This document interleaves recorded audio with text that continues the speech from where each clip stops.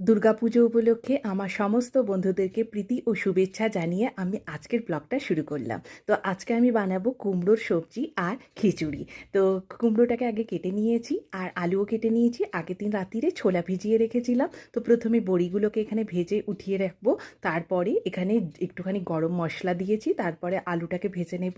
আলু ভাজা হয়ে গেলে কুমড়োটাও অ্যাড করব আর ছোলাটাও অ্যাড করে দেবো।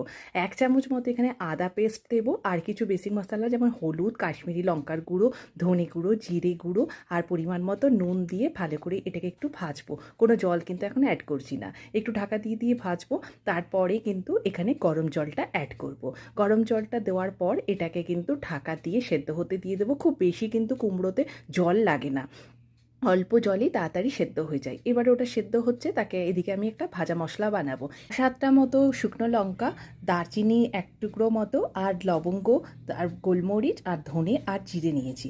এবারে মশলাটা যখন ভাজা হয়ে যাবে, ঠান্ডা হয়ে গেলে ওটাকে পেস্ট করে নেব, মানে গুঁড়ো করে নেব। তো দেখো এখানে কুমড়োটা আমার সেদ্ধ হয়ে গেছে। এবারে উপর থেকে 1.5 চামচ মতো এখানে আমি চিনি অ্যাড করেছি আর ওই বড়িগুলো দিয়ে দিয়েছি। তারপরে ভাজা মশলাটা 1.5 চামচ মতো এখানে দিয়েছি। চিনিটা দিলে কিন্তু কুমড়োর সবজি খেতে খুব ভালো লাগে। তো কুমড়োর সবজিটা রেডি হয়ে গেল, ওটা সাইড করে দিলাম। এবার খিচুড়িটা বানাবো। তো এখানে দেখো সর্ষের তেলে প্রথমে গোটা গরম মশলা ফোড়ন দিয়েছি। তারপর এখানে কেটে রাখা সবজির মধ্যে দিয়েছি আলু, কুমড়ো, ফুলকপি, বিনস, গাজর আর একটুখানি আমি এখানে বিট, যেটাকে আমি একটু গ্রেট করে দিয়ে দেবো।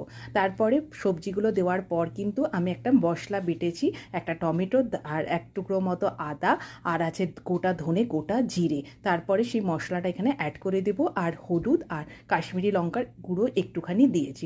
তারপরে চাল আর ডালটাকে দিয়ে সব কিছু দিয়ে ভালো করে একটু কষে নেব। যখন দেখব একদম কষা হয়ে গেছে, তারপরে নুনটা অ্যাড করব। তারপরে একদম প্লেন জল এখানে অ্যাড করব, জাস্ট একটু ডুবো হবে সেরকম মতো জল দিতে হবে। তারপরে একটা সিটিতে একদম লো টু মিডিয়াম আঁচে আমি এটাকে বসিয়ে দেবো। আর ওই যে ভেজে রেখেছিলাম মশলাটা কুমড়োর জন্য, সেই মশলাটা আমি আরও 1.5 চামচ মতো এখানে খিচুড়িতে অ্যাড করে দিলাম।